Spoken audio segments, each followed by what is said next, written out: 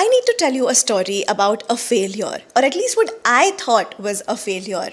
4 months, that is 120 days, that is how long my most recent job lasted. It was a job which was on paper perfect, prestigious, it was stable, working with a government academy. You know, that kind of job which makes parents breathe a sigh of relief.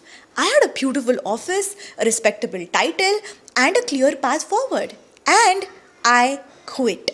Walking away from that level of security after just 4 months felt like admitting defeat. My inner critic had a field day. What is wrong with you? Why can't you just be normal? You are throwing away a golden opportunity. But in the quiet moments after the noise of quitting died down, I realized something very profound, that failure was one of the most important and clarifying experiences of my entire life. It was a 4 month, high intensity masterclass in what I truly want, who I truly am, and the lies we are told about what a successful life is supposed to look like. Today, I'm not just going to tell you the story of why I quit, I'm going to share the 5 critical lessons that this experience taught me. Lessons about intuition, fulfillment, and the courage to build a life that feels as good on the inside as it looks on the outside. This is for anyone who has ever felt like a square peg in a round hole, if you know what I mean, wondering if you are the problem. Spoiler alert, you are not.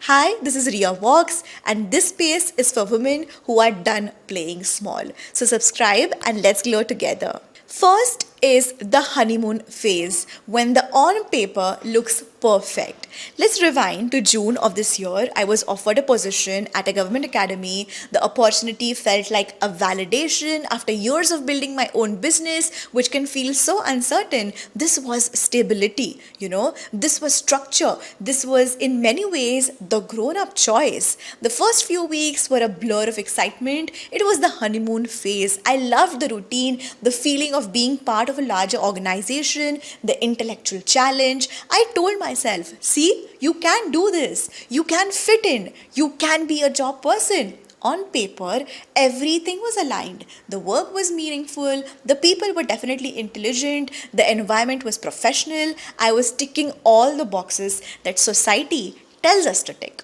And when you're ticking all the right boxes, it is very easy to ignore the quiet, persistent feeling in your soul that something is fundamentally off. We are so conditioned to chase the external markers of success, the title, the salary, the prestige, that we forget to check in with our internal compass. I was so busy trying to prove that I could do the job that I never stopped to ask myself if I should do it in the first place. This is the first trap. We fall in love with the idea of a job, a relationship, a life path without honestly assessing if it aligns with our core nature in the first place. Now, the cracks begin to show. Productivity versus fulfillment.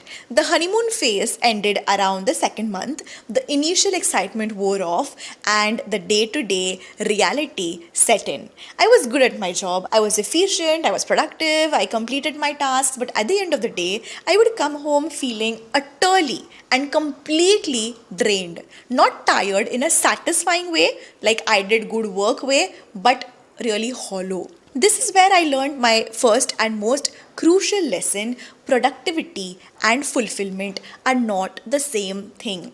Our society glorifies productivity. We celebrate hustle culture, to do lists, and efficiency. You can be the most productive person in the room, hitting every deadline and exceeding every target, but if your work doesn't energize your spirit, you are on a fast track to burnout, my friend.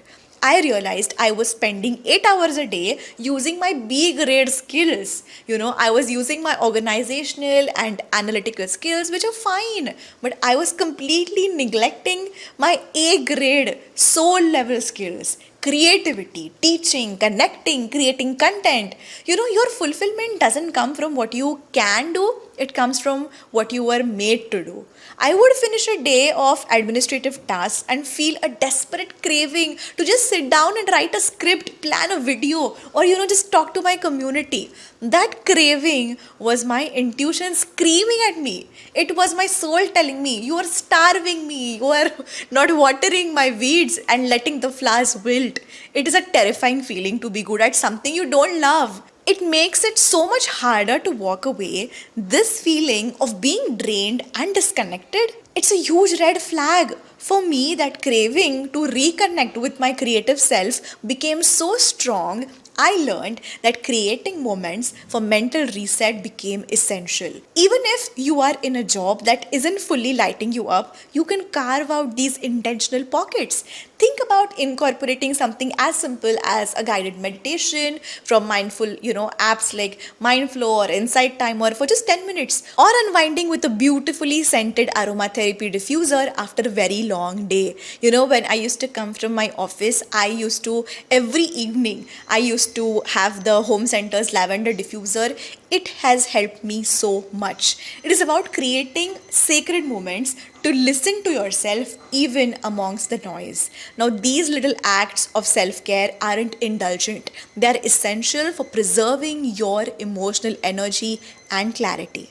Now, your intuition is your best career counselor. Month 3 was a month of intense internal conflict. My logical brain and my intuition went to a war. My logical brain literally said, "Be grateful, this is a secure job. You have a 4-year-old daughter to think about. This is a responsible choice. Don't be a fool." But my intuition whispered, "You are shrinking. This is not you. This is a beautiful cage, but it is still a cage. Your real work is somewhere else." This is the second lesson. Your intuition is the most reliable career counselor you will ever have.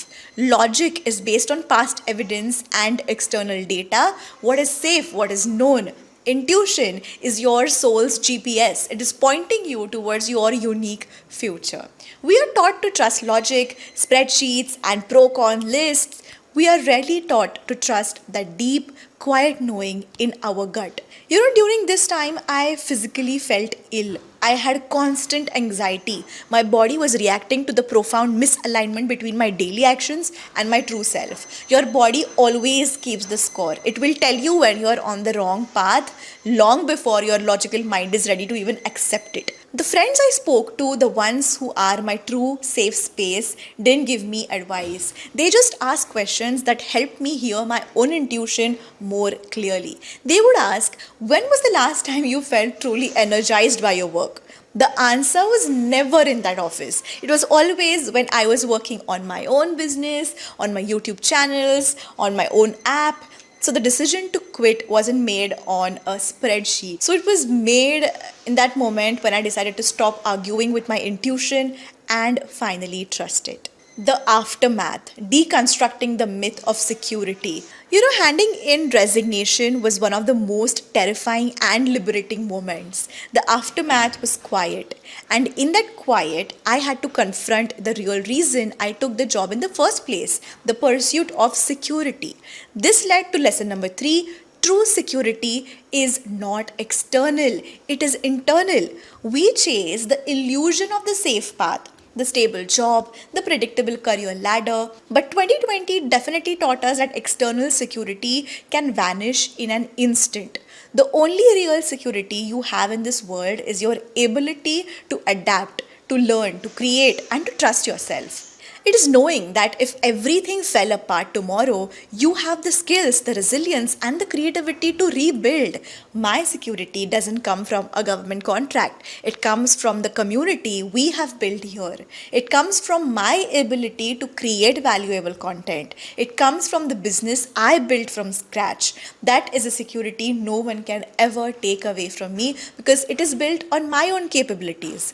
This experience forced me to redefine what security means for me and my family. It is not about a predictable salary. It is about having a life where I am creatively fulfilled, mentally healthy, and present for my daughter, for my family.